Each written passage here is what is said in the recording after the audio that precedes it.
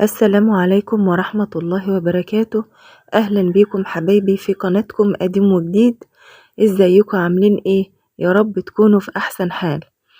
النهاردة معانا الجلاش الجميل التحفة اللي قدامك ده، مورق وجميل ومستوي بشكل رائع قدامك.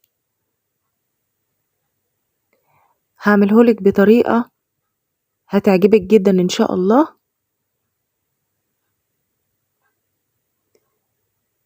ويلا بينا نشوف الطريقة.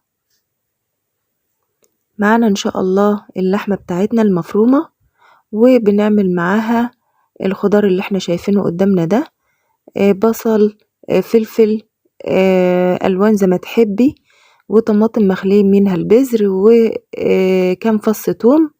بنفرمهم فرم مش ناعم قوي، خشن شوية، وبنقلب المخلوط ده. بنحط توابلنا ملح وفلفل، او زي ما انت عايزة، ملح وفلفل وسبع بهارات وشوية من جوزة الطيب. وانا عن نفسي بحب اعمل الجلاش مع شوية سلطة زي ما انتوا شايفين كده، فلفل اخضر وطماطم مقطعة مكعبات غير اللي احنا حاطينه على اللحمة. معاكي هنا بقى حتة زبدة يا دوبك مسخنينها كده، او ممكن تحطي زيت، وممكن تحطي سمنة، بس الاحسن الزبدة، وممكن تعملي خليط من الزبدة والزيت مع بعض. معايا بقى المعلقة السحرية اللي هتخليلك الجلاش ده مورق وفي منتهى الجمال وأحلى من الفطير كمان. معلقة النشا. هنحط معلقة نشا على المادة الدهنية بتاعتنا ونقلبها كويس قوي قوي.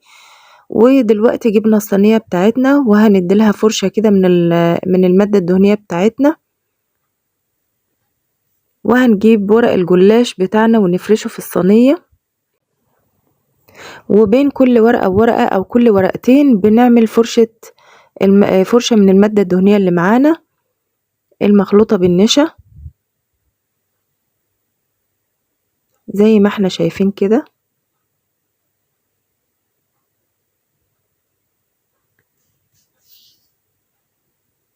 لحد ما بخلص نص كمية الورق تقريبا، وبعد كده بحط اللحمة بتاعتي.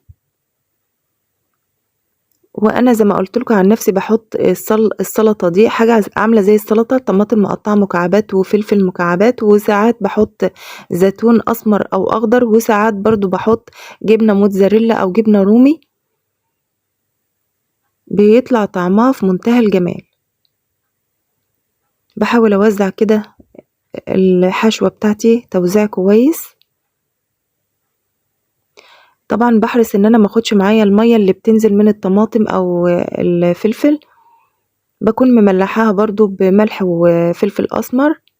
بعد كده بقفل على الحشوة بتاعتي بباقي الطبقات اللي معايا من الجلاش،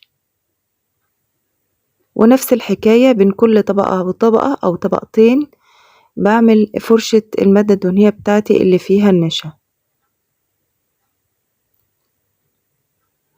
بعد ما بخلص بقطع وبوصل للاخر خالص يا جماعة، مش بقطع من على الوش زي ما انتوا شايفين كده.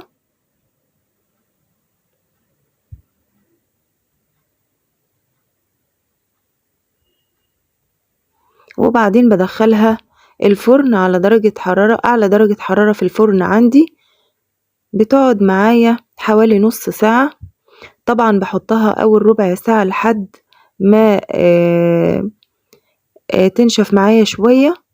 ما بحطش عليها خليط اللي انا بسقيه بيها، اللي هو هنعمله مع بعض دلوقتي، عبارة عن بيضاية واحدة بس وكوباية لبن على قد الصينية يعني. وطبعا بحط لها شوية ملح، وكمان هحط لها شوية نشا. واللي حابب يحط حتة زبدة معاهم بيحط. انا حطيت الزبدة بتاعتي اللي فاضت مني على وش الصينية، فهي كده كده فيها الزبدة. دي معلقة النشا اهي، بتفرق معانا جدا جدا جدا يا جماعة. وبعدين انا عايزة اقولك ان الخليط ده احسن وقت تحطيه للصينية بتاعتك ما تحطوش قبل ما تدخليها الفرن. بتدخليها الفرن الأول وبعدين بتقعديها حوالي ربع ساعة كده، ولحد ما تشوفوا حالا هتوصل معايا للمرحلة اهي. وبعدين اهي زي ما انتوا شايفين معايا كده، يا دوبك بتبدأ الحوافي تنشف او تصفر زي ما انتوا شايفين، والوش بتاعي كده يوصل للمرحلة اللي انتوا شايفينها دي، وببدأ اسقي بالخليط بتاعي. بتلاقيه حتى بيعمل صوت معاكي ان هو معناه ان هو بيتشر الصينية بتشربه. ببدأ اوزعه كويس قوي كده على الصينية يمين وشمال لحد ما تشرب الصينية معايا الخليط، وبدخلها الفرن تاني لحد ما تستوي كمان ربع ساعة او تلت ساعة كمان معايا، لحد ما يوصل بالشكل الروعة التحفة اللي قدامك ده.